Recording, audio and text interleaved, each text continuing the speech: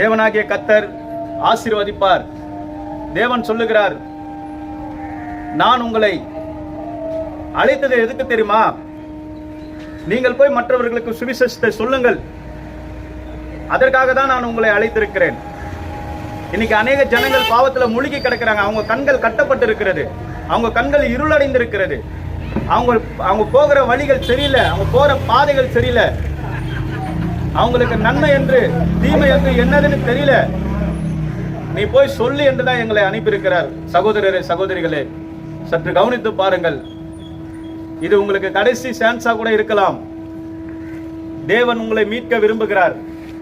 இயேசு உங்களை மீட்க விரும்புகிறார். பாருங்க, இன்னைக்கு இந்த கடைசி காலத்துல பஞ்சம் தலை விரித்து ஆடுது.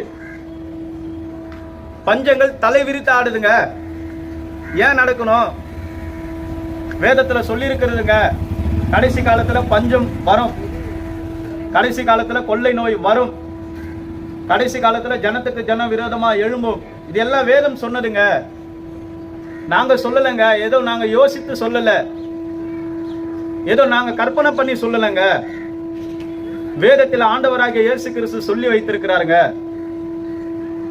சீசர்கள் வந்து அவரை கேட்கிறாங்க, ஆண்டவரே, உம்முடைய வருகைக்கும் உலகத்தின் முடிவுக்கும் அடையாளம் என்ன? அதை எங்களுக்கு சொல்ல வேண்டும் என்று அவர்கள் கேட்கிறாங்க. அதுக்கு ஆண்டவர் சொல்றார், கடைசி காலத்துல நோவா காலத்துல எப்படி நடந்ததோ அதே போல மனுஷன் குமாரன் வருங்காலத்திலும் நடக்கும் என்று அவர் சொன்னாருங்க. அவர் சொன்னது இன்னைக்கு நடந்து கொண்டு வருதுங்க. இன்னைக்கு மனம் திரும்புங்க. ஆண்டவராகிய இயேசுவை உங்களுடைய சொந்த ரட்சகராக ஏற்றுக்கொள்ளுங்க. நரகத்துக்கு போய் நம்ம ஒன்னும் பண்ண முடியாது. நம்ம போய் நித்தியமா பரலோகத்துல வாழணும்னா ஆண்டவராகிய இயேசு கிறிஸ்துவின் ரத்தத்தை அல்லாமல் வேற ஒரு ரத்தம் நம்மளுக்கு கிடையாதுங்க. கடைசி காலத்துல இந்த பட்டணத்துக்கு, இந்த தெருவுக்கு ஆண்டவர் எங்களை அனுப்பியிருக்கிறார். ஏதோ ஏன் தெரியுமா சொல்லுகிறேன், இந்த கடைசி காலத்துல ஆண்டவர் இந்த பட்டணத்துல ஒரு விருப்பத்தை வைத்திருக்கிறார்.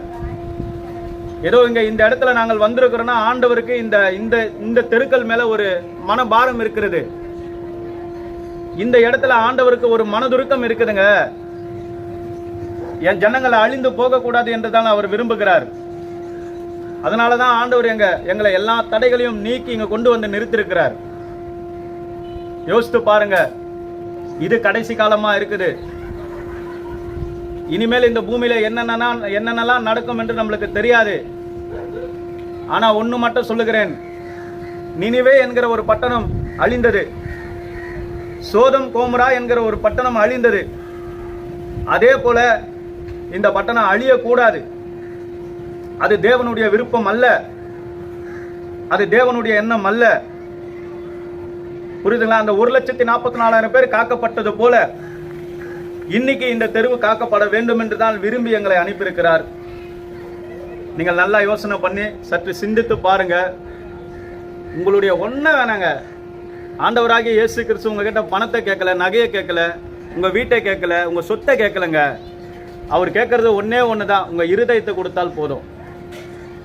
அந்த இருதயத்தை கொடுத்தால் அவருக்கு உங்களுக்கு என்னென்னலாம் தேவையோ அதையெல்லாம் ஆண்டவர் உங்களுக்கு கொடுப்பாருங்க.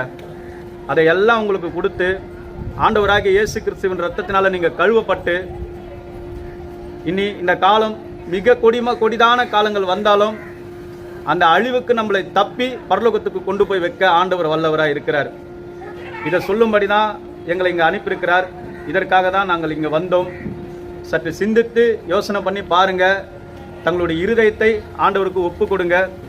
ஆண்டவர் உங்களை ஆசீர்வதிப்பார். இதை காட்டிலும் ஆண்டவர் பெரிய காரியங்களை செய்வார். கர்த்தர் பெரிய காரியங்களை செய்து உங்களை ஆசீர்வதிப்பார். ஒருவேளை இங்க இருக்கிறவங்க, ஐயா எங்களுக்காக ஜெபம் செய்வீங்களா என்று நீங்கள் நினைப்பீர்களானால் நாங்கள் ஜெபம் செய்ய ஆயத்தமா இருக்கிறோம். அப்படி ஜெபம் செய்ய விரும்புபவர்கள் சற்று இந்த இடத்துல வர வேண்டும் என்று நாங்கள் கேட்டுக்கொள்கிறோம். ஆமென். அல்லேலூயா.